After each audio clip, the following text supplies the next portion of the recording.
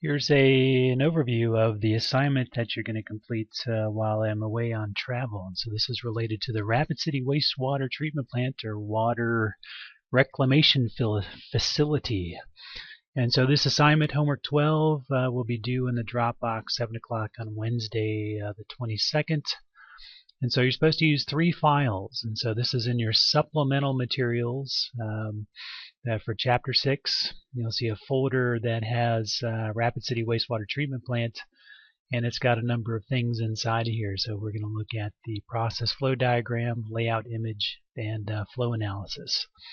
So let's look at the layout image first. Well, actually, let's look at the assignment first here. So we have so we've got these 3 files I want to open, and so I'd like you to provide an annotated figure using one of these 3 areas or one of these 3 items, including perhaps a Google Earth image showing where the sampling locations exist for the data provided within the spreadsheet.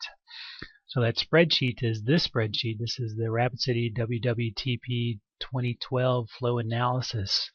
And let's go to 2012 daily data. Click on that, and so we have a lot of things on here. So we're going back in time. So it looks like January 1st all the way to probably December 31st. And so here's influent flow, effluent flow, flows in Rapid Creek, and we've got lots of different columns of data that are here, ammonia concentrations at all the different stages. And so let's just look at ammonia to start here. And so this would be the primary effluent, so primary clarifiers, secondary RBCs, rotating biological contactors, tertiary treatment, and then we got influent and effluent, and so this is effluent ammonia, and so that would be the concentrations that are there. So you'll see these abbreviations throughout this spreadsheet. So again, primary effluent, secondary, and so on. And so we can look at total suspended solids. So influent, primary influent, primary effluent, so what's coming in, what's coming out. Here's where you're going to get your removal efficiencies. Filtration secondary, RBCs, tertiary, effluent, and then this would be the return, I think, the return concentration that's coming to the aeration basin.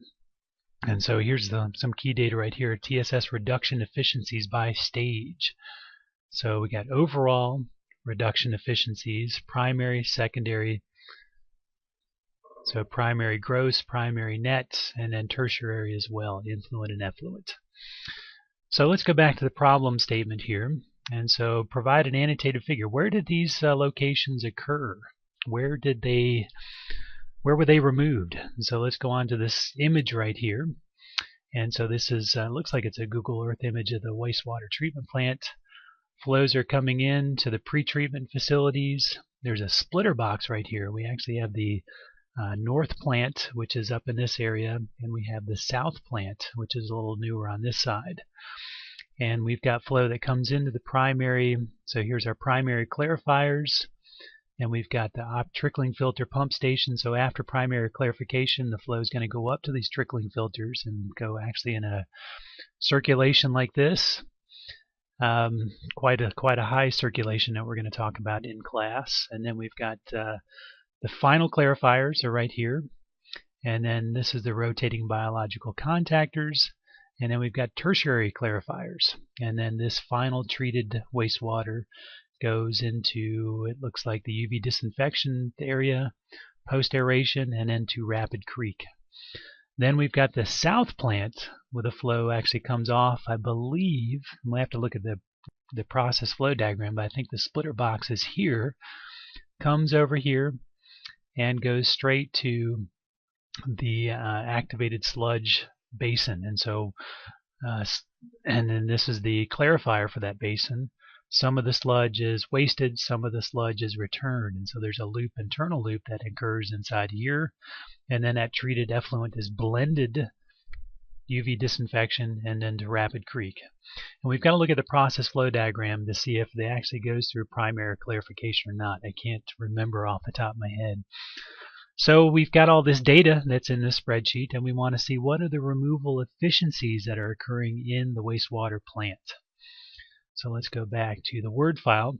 So again, describe the general removal efficiencies, percent removal of ammonia, total suspended solids, BOD, soluble BOD, and TSS. And you'll see those are actually, oops, so we'll get rid of this TSS here. I already asked for TSS. So it looks like we have 1, 2, 3, 4 things that we need to account for through the major treatment unit operations, the clarifiers, the trickling filters, and so on in that plant. And then discuss how the removal efficiencies determined compared to typical removals found within the textbook or other online sources.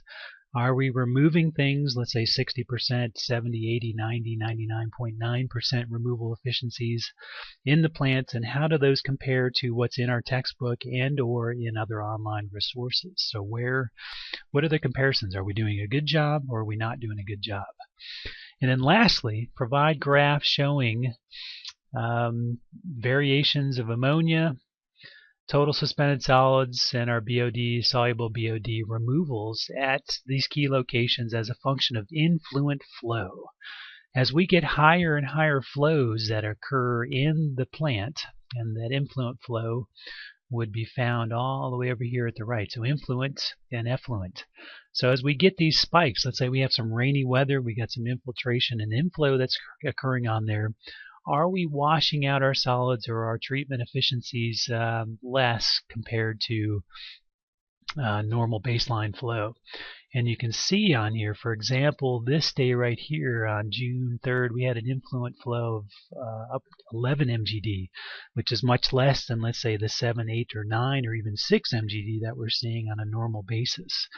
Are we seeing some evidence of our retention time much less? Are we getting a lot of wash out of solids? How is that treatment efficiency occurring?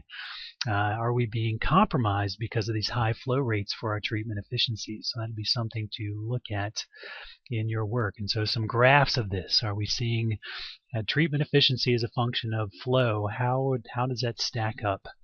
And so what trends might you see in this related to this influent flow? So that's your assignment. This will be the assignment that'll be due during my absence. In some ways, this is like an in-class assignment.